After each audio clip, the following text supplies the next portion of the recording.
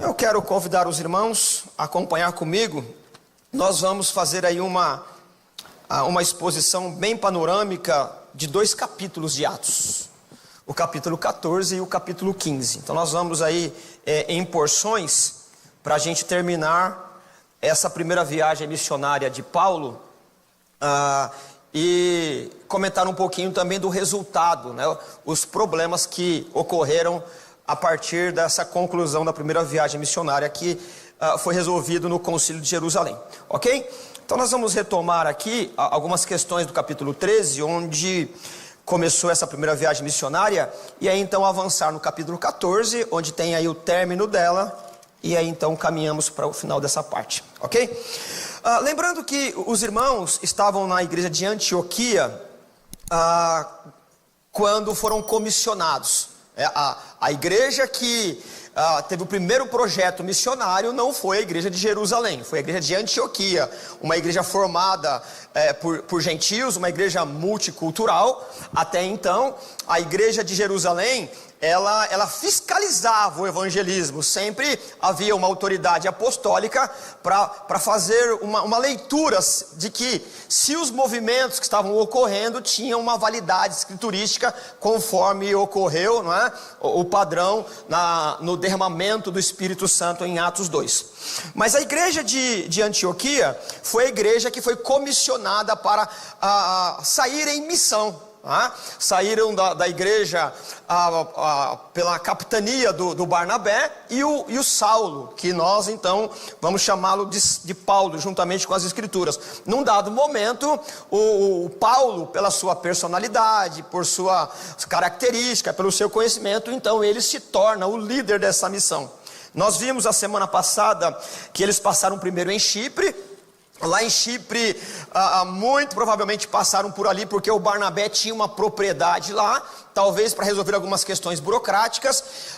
Nós vimos isso no capítulo 5 de Atos, que o Barnabé havia entregado essa propriedade para a igreja, né? Então nós não sabemos o porquê eles passaram ali, mas o fato é que foram para a ilha de Chipre, e junto com eles foi João Marcos. O João Marcos, você não encontra no capítulo 13 o nome dele sendo comissionado para a missão. Então um dos meus argumentos aqui, né, junto com aquilo que a Bíblia nos apresenta, é que ele não resistiu os conflitos ou a intensidade da obra missionária por conta que ele não estava preparado, né? Ele teve a sua participação, mas ele logo recuou.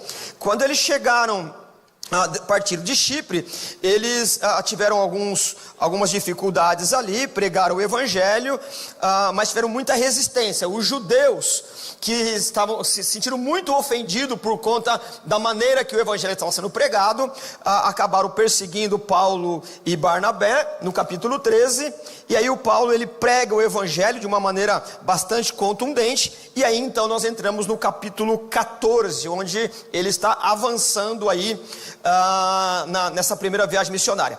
O primeiro texto que nós encontramos aí, que é o capítulo 14, do verso 1 ao 7, primeiro texto em relação daquilo que nós vamos trabalhar hoje. Eles estão numa cidade chamada Icônio, ok? E quando nós lemos esse texto, do capítulo 14, do verso 1 ao 7, nós vemos que, como de costume, e aí é um método da missão, Paulo sempre passa nas sinagogas, expõe o evangelho, tem aqueles debates, confrontos escriturísticos, e depois que ele entende que foi feita essa primeira parte, aí então ele vai anunciar o evangelho para os gentios. Essa é um modelo, esse é um modo que acaba sendo característica da viagem missionária de Paulo aqui. O texto vai nos informar, no capítulo 14, que eles pregaram de tal maneira, e essa expressão de tal maneira aí é uma ideia de uma exaustão, não é uma pregação na superficialidade, não são em tópicos. Paulo, ele vai ensinar na sinagoga, ele vai pregar o evangelho a partir do que o Antigo Testamento, as escrituras do Antigo Testamento pontuam. Então essa expressão que você vai encontrar aí no verso 1, em Icônio, Paulo e Barnabé como de costume, foram à sinagoga judaica. Ali falaram de tal maneira que veio a crer grande multidão de judeus e gentios, ok? Então, essa ideia da intensidade. Na narrativa do texto, nós vamos perceber que um grupo de judeus, eles passam a perseguir os dois missionários aqui, né, o Paulo e o Barnabé. E o Paulo e o Barnabé, como é de costume, quando ocorre a perseguição, eles escapam para outra cidade, não é? Nós vamos aprender nos textos bíblicos que é da natureza humana fugir das perseguições. É claro que o martírio ele vai existir, mas ninguém se candidata ao martírio. Martírio é uma extraordinariedade. Quando não tem condições de escapar, você tem o martírio. Mas em face de perseguição, os apóstolos, os missionários, eles vão fugindo, indo para outra cidade. E quando não tem jeito, acaba sendo martirizado, porque não nega o nome do Senhor. Então ninguém se candidata ao martírio. Isso vai ocorrendo. E nesse contexto do capítulo 14, essa primeira porção lá na cidade de Icônio, o texto vai dizer que eles demoraram um pouquinho ali, e a palavra que aparece é: passaram bastante tempo ali, mesmo em face da perseguição. E isso tem uma característica vocacional, porque nesse momento eles entenderam que, apesar do empenho, apesar do debate que ocorreu na sinagoga, apesar de terem pregado, eles entenderam que precisavam resistir à perseguição, ficando no lugar, porque aqueles irmãos ainda não haviam entendido o evangelho, não é? Então tem essa característica aqui. Em outros lugares, quando há perseguição, eles vão para outra cidade, nas adjacências onde estão. Aqui não, eles permanecem. E aqui já tem a primeira característica teológica ou missionária que nós precisamos compreender. A pregação do evangelho, ela não é apenas um distribuir, um lançar a semente. Ela precisa de um cuidado maior para que a semente ela seja nutrida no coração. E aqui, né, de uma maneira didática, me vem aqui à mente o tratar. E aí eu sempre lembro da vida do meu pai. Ele mora aqui, eu sempre digo isso, aqui no interior. Ele tem lá umas galinhas ali. E como é que ele faz para tratar as galinhas? Ele pega o milho e joga, né? E aí eu sempre lembro, o meu pai, ele é cômico demais, né? Ele jogando milho, ele fala assim: vamos aí, gente, ó o maná do céu caindo, né? Meu pai, ele sempre tem uma piada na manga, né? Ó o maná, né? Mas o que eu estou dizendo isso? Que para tratar de uma maneira geral, ele joga e aí cada um vai comendo. Mas quando tem um problema, alguma galinha lá, algum animal está com um problema, ele tem que cuidar e pôr o milho na boca. Ou o agricultor, quando ele vai semear, ele joga, né, a semente, mas alguém precisa vir com o dedo e empurrar para dentro da terra. Essa é a ideia do ensino, não é? Numa pregação como essa, é a ideia de semear, de jogar a palavra. Alguns, porque já tem o solo do coração preparado, essa semente ela vai produzir muito rápido. Outros, precisa que o dedo do discipulado empurre a semente para dentro.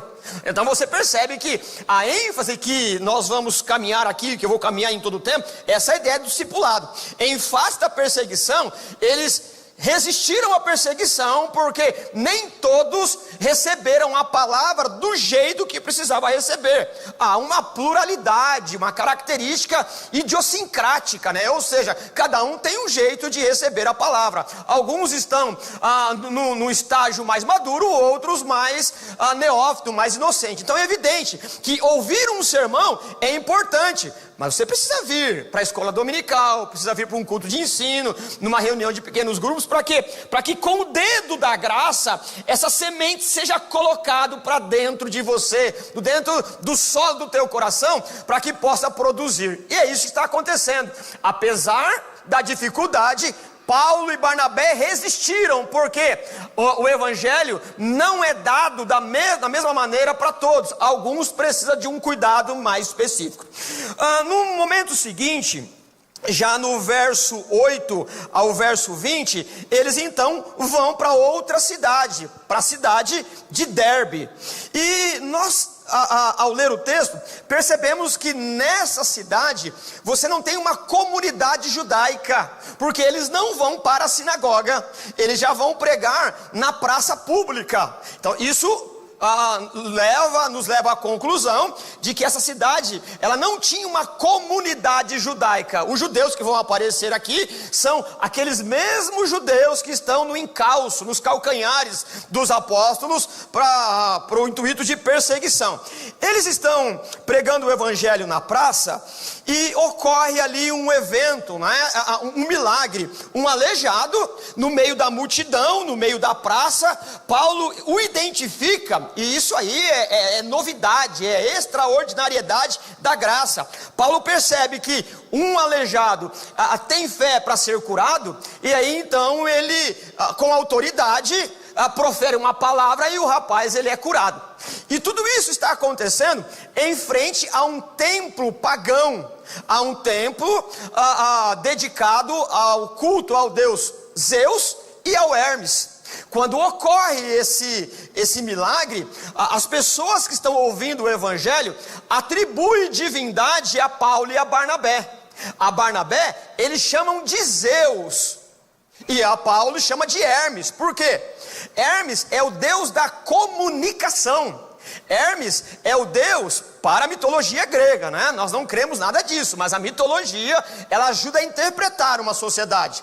O Hermes, ele é o sujeito que vai interpretar a palavra de Deus para os humanos, seja lá qual for esse Deus. Porque é evidente que Deus não sabe, né? O Deus grego não sabe falar em linguagem humana, e o humano não sabe entender a linguagem divina. Então você tem que ter um intérprete. Então quem que é esse intérprete? O deus Hermes. É daí que vem um nome de uma ciência chamada hermenêutica. A hermenêutica, a ciência da interpretação. Que quem faz direito, estuda hermenêutica, teologia, você faz hermenêutica. O que é hermenêutica? A ciência da interpretação, em homenagem ao deus Hermes. Entenda que isso aqui é uma ciência, não é? A mitologia, ela nos ajuda a interpretar uma sociedade. Nós não cremos na mitologia, mas é uma ferramenta de análise comportamental da sociedade. Ora, quando eles estão oferecendo esse sacrifício, nós precisamos entender o quê?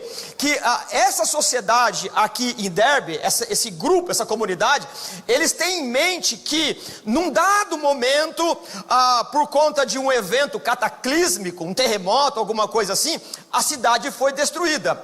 O que eles interpretaram? Que Hermes e o próprio Zeus, num dado momento, eles se encarnaram, e porque não foram homenageados, eles ficaram tão irados que eles destruíram a cidade. Para não incorrer no mesmo risco, quando eles vê Paulo e Barnabé e o milagre que ocorreu em frente ao templo, eles então vão oferecer sacrifício para que não incorresse no mesmo erro. O Paulo, ele já se interpõe ao sacrifício e começa a ensinar.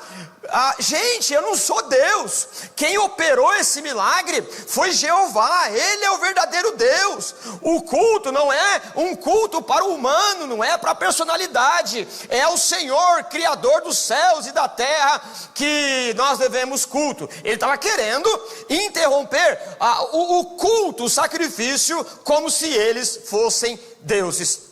Nesse momento, quem é que chega? Lembra que não tem uma comunidade judaica. Os judeus que estão perseguindo o Paulo e Barnabé. Por meio de argumento de persuasão, eles convencem esses moradores de Derbe que Paulo e Barnabé são impostores. E por conta do argumento, Paulo e Barnabé tomam uma surra. Então você percebe que essa gente que nós vamos a todo tempo acompanhá-los aqui em Atos, não são pessoas que não têm capacidade de persuasão. Não são pessoas que estão apenas perseguindo por perseguir. Não, eles têm argumento, eles estão dispostos a mudar o ânimo das pessoas que estão ouvindo o evangelho de forma contrária. Então você percebe a incoerência do ser humano. No primeiro momento, a turma, a população de Derbe querem cultuar Barnabé e Paulo, agora já querem apedrejá-lo. Percebe? O ser humano é uma senoide de emoção, né? Nós somos uma coisa agora para ser outra depois, para voltar a ser o que era antes. Todos nós somos assim. É claro que o Evangelho, ele vai nos dando uma maturidade para a gente ser, no mínimo, coerente com aquilo que a gente pensa, com aquilo que a gente é. Por isso que é o Evangelho que vai nos ajudar a interpretar a vida que nós vamos viver. É o Evangelho que vai nos dar essa capacidade, essa maturidade. A gente não pode ter, num momento, a intenção de cultuar e no outro momento a intenção de apedrejar, de sacrificar o objeto de culto. Precisamos desse discipulado também. Uma outra coisa importante aqui, nós não temos como provar isso, mas há quem defenda. Paulo, quando essa tese teológica, que quando Paulo ele foi apedrejado, ele de fato morreu e ressuscitou. Nós não temos como provar isso, porque o texto não diz. Há outros que digam que ele ficou desmaiado, e é aqui que ele vai ter a visão, que é descrita lá no capítulo 12 de 2 Coríntios. Ele foi ao terceiro céu. Não temos condições de saber, mas é uma probabilidade, é o único momento que Paulo fica desacordado. Se morreu não sabemos, se ressuscitou não sabemos. O fato é que há quem diga, e você vai ouvir por aí, vai ler, não é totalmente absurdo, mas não temos como provar. O Paulo, ele vai ficar desacordado, e possivelmente ele vai ter aquela visão que ele vai narrar que foi ao terceiro céu, e lá no terceiro céu ele viu coisas indizíveis. Fato que não podemos comprovar. A outra coisa importante aqui no texto é que é dessa cidade, nesse momento, que Paulo vai conhecer uma família que vai auxiliá-lo, e de um modo muito importante na sua vida ministerial. É de Derbe que nós conhecemos uma mulher chamada Lloyd, uma mulher chamada Eunice, cujo o filho, o neto, é o Timóteo. Então você percebe que no meio de tudo que está acontecendo aqui, da pregação,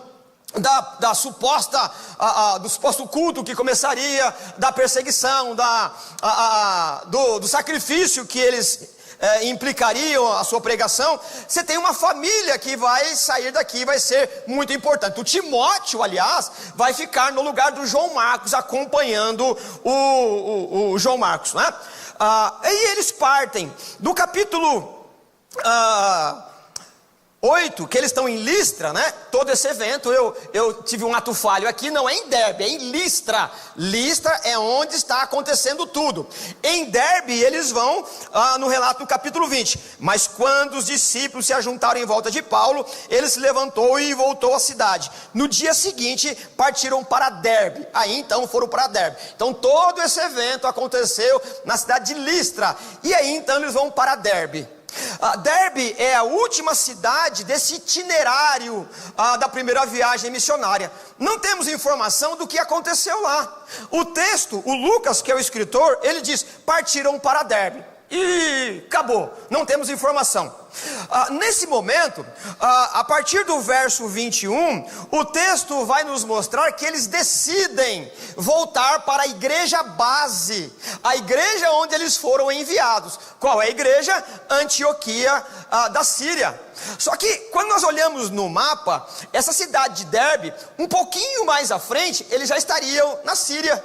Não tinha muito problema, uns dias, não sei dizer quantos, mas uma viagem muito rápida, eles já estariam na cidade onde a igreja os comissionaram. Só que eles fizeram o caminho inverso, passando em todas as cidades. E aqui, mais uma vez, nós temos uma informação importante. Por quê? Porque eles entendem que tem que passar em todas as cidades onde a igreja foi plantada. Irmãos, plantar uma igreja não é simplesmente ir num lugar, pregar o evangelho, arrumar um salão de culto e deixar alguém lá. Não, a igreja madura, a igreja que está plantando uma igreja nova, uma comunidade, precisa acompanhar. Precisa estar junto, precisa mandar mão de obra daqui para lá, para acompanhar os irmãos. Uma igreja não nasce de uma hora para outra, precisa ser cultivada com amor, com disciplina, com doutrina. Então você percebe que os apóstolos, o Barnabé e o Paulo, e eu estou usando a palavra apóstolo aqui, e isso foi muito bom eu lembrar, porque o texto no verso 14 do capítulo 14 também, diz que Barnabé e Paulo são apóstolos.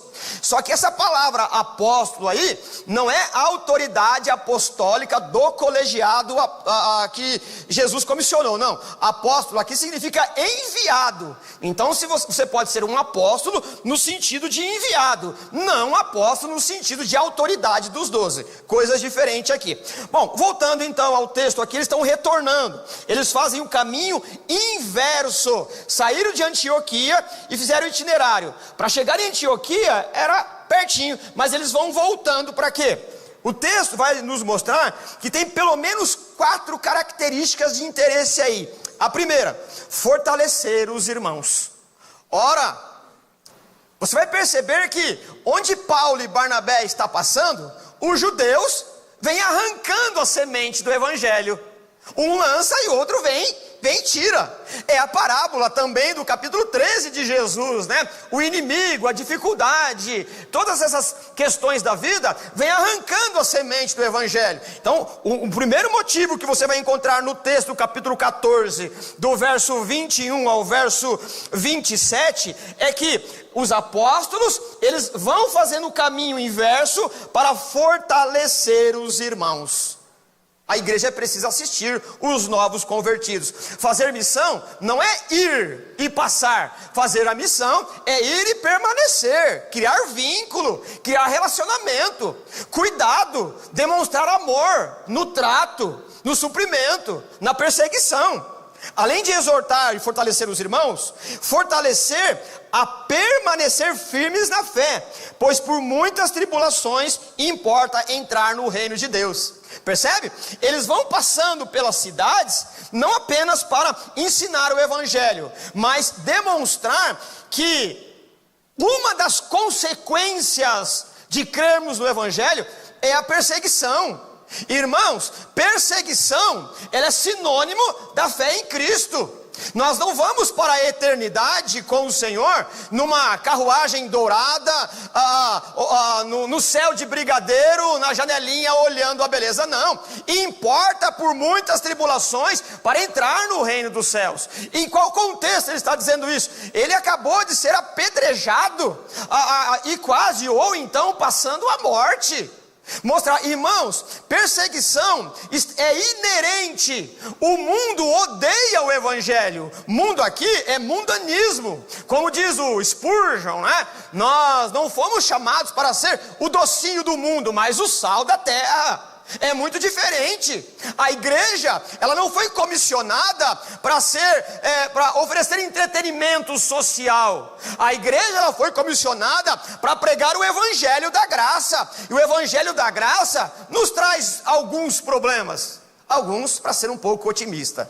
Porque o comportamento do mundo, ele é contrário à moral do evangelho. Então eles passam discipulando, eles passam dizendo, olha, vocês precisam se fortalecer na doutrina, vocês precisam entender que a fé, ela é diferente. A fé em Jesus, a moral do evangelho, o comportamento do evangelho, a proposta ética e moral do bojo doutrinário do evangelho, vai te trazer problemas. Isso é inexorável. Além de fortalecer os irmãos e exortar a permanecer na fé, por conta das muitas tribulações, o texto diz, ainda nessa porção do verso 21 a 28, é que Paulo e Barnabé, eles precisavam designar presbíteros em cada igreja, ou seja, a formação de novos obreiros. Irmãos, a igreja não deve estar sob a autoridade de uma única pessoa, no que diz respeito à organização, porque ela está na autoridade, a cabeça é Cristo. Mas nós precisamos nos despir da vaidade de que nós somos indispensáveis. A obra é grande, e nós precisamos de pessoas que são vocacionadas. Então ele passa, retornando, itinerário inverso, para perceber quem Deus chamou para o ministério sagrado. E todos nós temos uma vocação. Não é possível que Deus te chamou, não é possível que você entendeu o Evangelho e você não tem nenhuma vocação. Se você não tem algum trabalho na igreja que não arde o seu coração para a realização disso ou daquilo, eu questiono a tua conversão. Eu questiono, não colocando em dúvida a tua reputação, mas questiono para que você se perceba como membro do corpo de Cristo, porque há trabalho pronto para todos que entenderam que Jesus é Senhor. Você pode não ser um presbítero no sentido de presidir uma igreja, mas não é possível que dentro dessa grande seara não tenha nada que você tenha feito. O Evangelho, ele não é uma oferta de salvação pelo trabalho, mas todos aqueles que foram salvos pela graça, eles não admitem a não trabalhar em algum lugar, porque a vocação é característica do chamado para a salvação. E Paulo ele vai estabelecer presbíteros para colocar em ordem aquela igreja. Mas é claro que a ideia de presbítero, que é a mesma palavra para bispo no Novo Testamento, ou seja, superintendente. Ele tem um superintendente a partir da madureza, a partir daquilo que aqueles foram vocacionados, já aprendeu de doutrina e tem condições de conduzir uma igreja. E mais tarde Paulo ele vai dizer que a igreja ela não deve se apressar a separar presbíteros jovens, para não cair na condenação do diabo. A palavra que ele usa é neófito, ou seja, não separem obreiros ainda muito jovens. E qual é a condenação do diabo? O orgulho. Então, e também a ideia de jovens aqui não é apenas uma ideia de idade cronológica, mas uma ideia de amadurecimento doutrinário. Não é a questão cronológica, porque o Timóteo, ele é jovem e ele está indo sob o cuidado de Paulo, então Paulo está orientando, e aqui vale a regra que ele estabelece nas cartas pastorais. Alguém que for presbítero, alguém que é vocacionado, e ele diz, né, se você deseja o episcopado, excelente obra deseja, é bom você desejar, mas tem algumas regras para isso. E a igreja não pode se precipitar em separar obreiros ainda neófitos. Há trabalho para todos, mas há especificidades para que cada um cumpra com alegria e com autoridade o ministério. Então, cair na condenação do diabo é uma característica de pessoas que ainda não estão prontas para o ministério. E qual é a característica da condenação do diabo? O orgulho. Quando o cargo ou quando qualquer coisa te deixa orgulhoso, então você não está preparado para aquilo ainda. Dá um passinho para trás que vai ser bom para a saúde espiritual da igreja e tua também, e nossa, num contexto geral. Então Paulo ele vai fortalecer os irmãos junto com Barnabé, exortar que há muitas tribulações para entrar no reino de Deus e designar presbíteros em cada igreja, mostrando que a igreja de Jesus, ela tem a sua espiritualidade, mas ela convive também nessa terra, por isso precisa de organização, por isso precisa de alguém para administrar os bens, por isso precisa de uma ordem, então tem que ter alguém para conduzir e organizar, e além de designar presbíteros, consagrar outras pessoas para o trabalho. Então você percebe que eles, ao terminar esse itinerário, eles estão voltando. E aqui eu insisto, irmãos, no discipulado. Uma igreja que não discipula, ela vai perdendo a característica eclesiástica bíblica. A igreja, ela precisa insistir no seu didatismo. Uma igreja, ela tem que ser didática. A igreja, ela tem que ter natureza professoral. A igreja precisa ter um viés de mestre. Não há uma exigência aqui para que todos sejam teólogos fenomenais. Não há uma exigência para que você tenha na ponta da língua a teologia sistemática, a organização dos livros, a questão da inspiração, definir a trindade. Não é isso que nós estamos falando. Mas nós precisamos entender o que é a nossa definição de fé. Nós precisamos entender o porquê que nós cremos assim e não cremos de outro jeito. E nós vamos aprender no texto que os judeus não estão para brincadeira. E judeus aqui, entenda todos aqueles que perseguem a igreja. E a perseguição vai arrefecendo a fé. A perseguição, ela vai tirando esse elan, esse entusiasmo, essa gana por aquilo que nós cremos. Então, a todo momento, nós precisamos soprar com o hálito de Deus, do Espírito, o pavio que está fumegando. Nós precisamos, por meio das Escrituras, soprar para que o fogo da doutrina sagrada, ela queime no teu coração. Quando uma igreja perde o seu viés de ensinar, nós vamos nos afrouxando e tomando os moldes do mundo. E por que isso é uma insistência minha? Porque é nesse contexto que Paulo mais tarde, ou um pouquinho mais cedo, não temos certeza da data também, ele vai escrever a epístola, a carta aos Gálatas. Quem são essa turma da Galácia? Essas cidades: Antioquia da Psídia, Icônio, Derbe e Listra. Por conta da perseguição, eles gradativamente, até de uma forma imperceptível, foram perdendo a fé. E Paulo vai ter que escrever essa carta, mostrando que a perseguição, ela faz parte da vida do crente. Mas o teor da carta, ela não é a perseguição, mas mostrando que, por conta da perseguição, nós vamos voltando a costumes anteriores. Então percebe que quando você pega o texto de Gálatas, você lê nesse contexto, você vai perceber a necessidade de ensinar. Num dado momento, na carta aos Gálatas, Paulo, você percebe que o humor dele está assim, exacerbado, né? Ele está irado, mostrando: ó insensatos Gálatas, quem os fascinou para abandonar a cruz de Cristo, para voltar ao comportamento judaizante? A palavra sedução ali, ela é muito forte. O que nos livra da sedução? A pregação do evangelho, a doutrina. E, irmãos, é por isso que, enquanto igreja, nós oferecemos um leque de possibilidade. Se você não pode, por uma questão, qualquer questão pessoal, de agenda, de dificuldade, não estar ouvindo um sermão no domingo de manhã, vem domingo à noite, vem nos dois.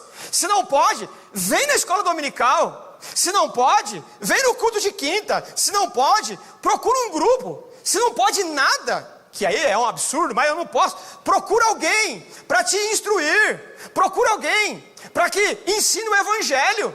Você não pode viver de doses homeopáticas do evangelho. A proposta de cultos, de encontro, não é porque nós queremos ver a igreja sempre cheia. É claro, é bom ver os irmãos em comunhão.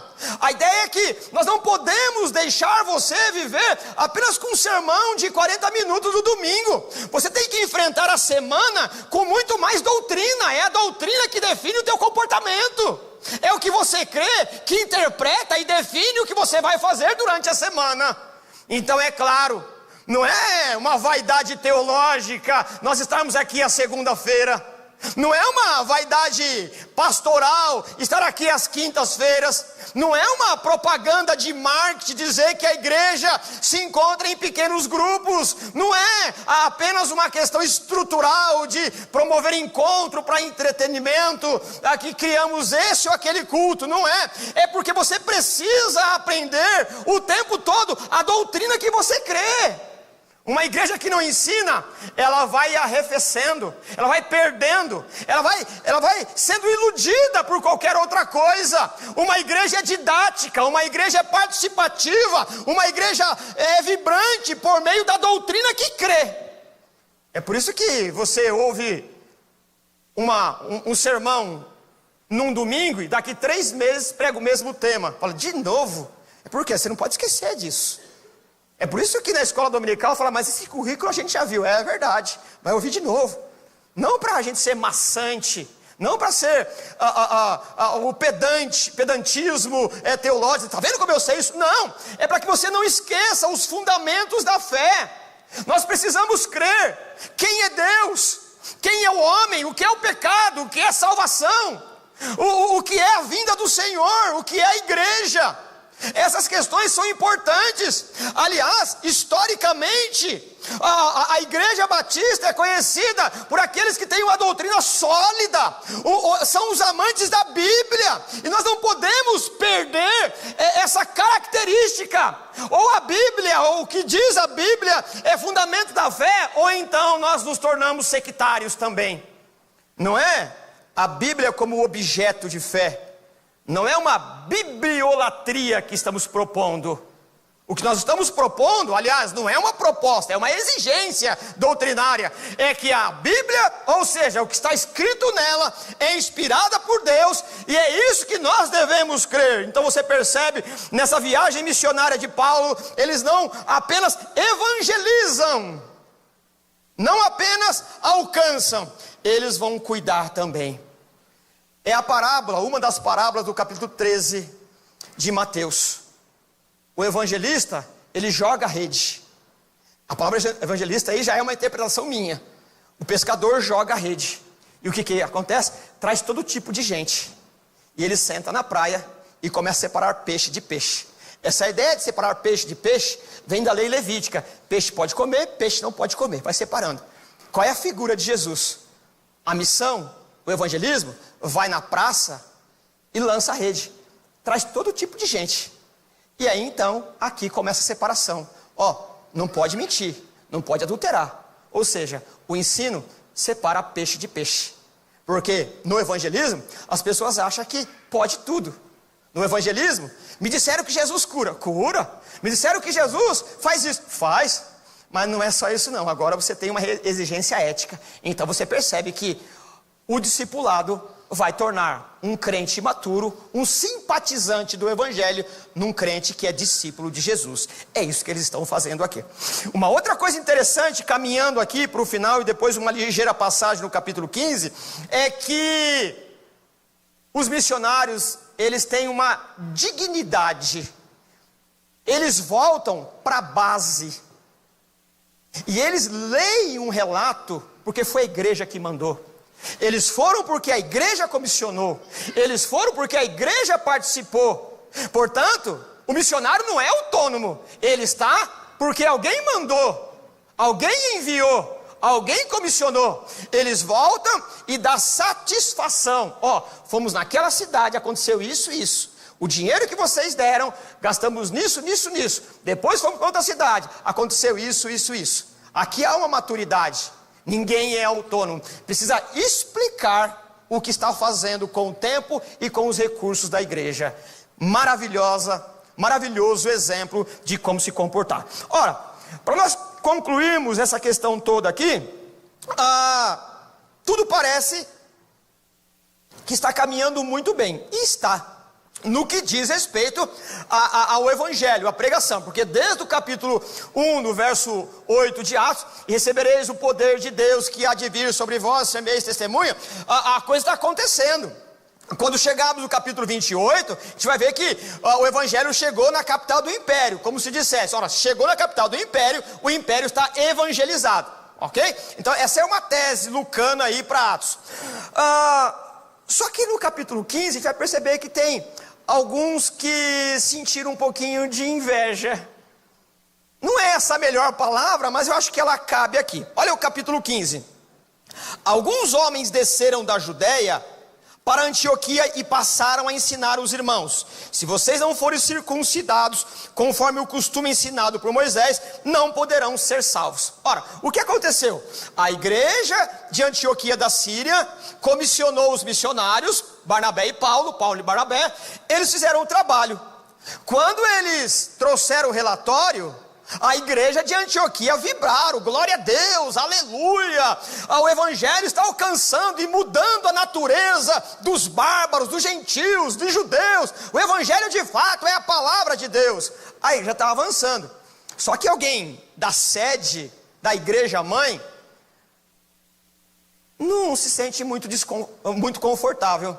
Vai até a igreja de Antioquia e diz assim: não é só isso não é graça não. Aliás, não é graça. É graça, mas precisa guardar a lei judaica. Precisa ser um judaizante. Vocês são salvos se guardarem a lei de Moisés. O capítulo 15, ainda no verso 2, quando Paulo ouve isso, olha a atitude dele. Isso levou Paulo a Barnabé a uma grande contenda e discussão. Aí você tem aí um embate apologético. Cada um vai defender o seu lado. Então nós temos aqui no capítulo 15 a primeira discussão doutrinária, teológica da igreja. Nós chamamos isso de concílio. O que é um concílio? Concílio é uma reunião eclesiástica para definir assuntos importantes da fé. Houveram vários concílios na história da igreja. Qual é o primeiro? O primeiro está aqui. Qual é o tema conciliar? Qual é o tema da discussão aqui? Um não judeu, um gentio, ele precisa guardar a lei de Moisés para ser salvo? O texto aqui vai informar, né, que Paulo e Barnabé foram convocados para a igreja sede, a igreja mãe, Jerusalém, e foram lá. E o texto diz que eles foram bem recebidos, né? Tem um café aí, irmãos, graças a Deus, né? Que maravilha, que bom. Só que quando começou a discussão, o café ficou sem açúcar, ficou amargo. E aqui, irmãos, nós precisamos entender que nós não podemos ter a igreja com muito romantismo, não ter maturidade para resolver os problemas. Mas que haverá problema, não tenha dúvida. Nós estamos no mundo de relações sociais. Nós temos dificuldades. A questão é como nós vamos resolvê-las. E o texto vai dizer que eles discutiram bastante. E num dado momento, né, como é que se dá a coisa toda aqui no capítulo 15? Nessa reunião, nesse concílio, quem que vai falar primeiro aí? O Pedro, ele vai dar um testemunho. A matéria qual que é? A matéria conciliar. Será que o não judeu precisa guardar sábado? Será que o não judeu precisa circuncidar-se? Ou ele, para salvar, ou ele precisa cumprir todo o ritual? O Paulo pregou a graça, né? Não, isso era sombra daquilo que haveria de vir. Isso era didático, isso era o meio que Deus foi usando. Agora em Cristo, as questões ritualísticas foram cumpridas. Não há necessidade mais de cumprir o ritual. Aquilo era um aio, aquilo era didático, aquilo era um tutor. Nós estamos agora na maturidade. E aí, quem se levanta para falar? O Pedro. E quando nós pensamos que o Pedro vai ir contra o Paulo, né? Pelo menos é assim que vem na minha mente. Você pode ter outra percepção. O Pedro, ele começa a dizer, sabe o que é, irmãos? Eu quase que ouço a voz dele, na minha imaginação, a voz embargada. Eu estava um dia na casa de um gentio chamado Cornélio, e eu não tive culpa, tá bom? A gente já viu o capítulo 10, né? Ele me chamou lá, né? Eu estava esperando um almoço na casa de um outro sujeito. E aí apareceu um anjo lá e o Cornélio me chamou e eu fui lá. Eu fui, né? Porque Deus mandou. Como se eu não estava querendo, né? E aí quando eu comecei a falar do evangelho, aconteceu o mesmo que aconteceu conosco em Jerusalém. Não tive jeito. Eu tive que aceitar, né? E aí ele vai dizer assim, ó, vamos ser sinceros. Nem a gente, Pedro falando, nem nós que somos judeus, aguentamos tanta coisa assim. E por que a gente quer impor esse peso naqueles que não são judeus? Eu fico imaginando, né, o Paulo e o Barnabé, assim, o Pedro falou, bacana, mas a discussão não para por aí. Quem que toma a frente do concílio? O Tiago. Não é o Tiago apóstolo, porque ele morreu já, lá no capítulo 12. E nós cremos que os mortos não voltam. Ao homem está ordenado a morrer uma única vez, vindo depois disso o juízo. Não é o mesmo Tiago. Esse Tiago aqui é o irmão de Jesus, que em algum momento entendeu o evangelho e agora ele tem o quê? Um cargo, né? Ele está na liderança da igreja de Jerusalém. Ele se levanta e ele dá a conclusão. E a conclusão, para a gente não ter aqui ocupar muitos irmãos, ele escreve numa carta para enviar para os irmãos de Antioquia e para todas as igrejas. Vamos à leitura dela. Capítulo 15, verso 23. Com eles enviaram a seguinte carta. O que está acontecendo aqui? Decidiram, né, a reunião, chegaram no consenso, escreveram uma carta para mandar lá. Só que mandaram alguém representando lá. Com eles enviaram a seguinte carta. Os irmãos apóstolos e presbíteros, ou seja, de Jerusalém, aos cristãos gentios que estão em Antioquia, na Síria e na Cilícia. Saudações. a carta. Soubemos que alguns saíram de nosso meio sem nossa autorização e os perturbaram, transtornando a mente de vocês com o que disseram. Assim, concordamos todos em escolher alguns homens e enviá-los a vocês com os nossos amados irmãos Paulo e Barnabé. Homens que têm arriscado a vida pelo nome do nosso Senhor Jesus Cristo. Portanto, estamos enviando Judas e Silas para confirmarem verbalmente o que estamos escrevendo, porque podia ser uma carta falsa, né? Verso 28. Pareceu bem ao Espírito Santo e a nós não impor a vocês nada além das seguintes exigências: que se abstenham de comida sacrificada aos ídolos, se abstenham do sangue, da carne de animais estrangulados e da imoralidade sexual. Vocês farão bem se evitarem essas coisas, que tudo lhes vá bem. Nós não temos tempo, pelo menos não agora, mas num dado momento, de discutir cada uma dessas observações. O que está decidido no primeiro concílio da igreja? Você não precisa guardar as leis cerimoniais para a salvação. Se você é judeu e quer continuar guardando o sábado, guarde como um judeu. Eu costumo dizer, eu sou um crente carapicuibano, irmãos. Eu sirvo com a minha cultura que não está em contrário à moral de Deus. Mas eu não preciso colocar um quipá, eu não preciso soprar um chofar, eu não preciso andar com a bandeira de Israel.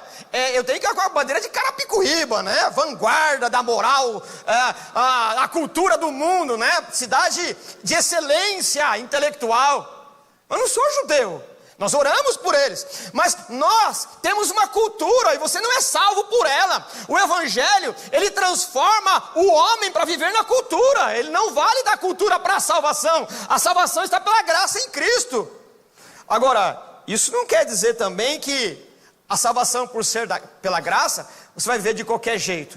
A salvação que veio pela graça, ela te dá uma identidade diferente.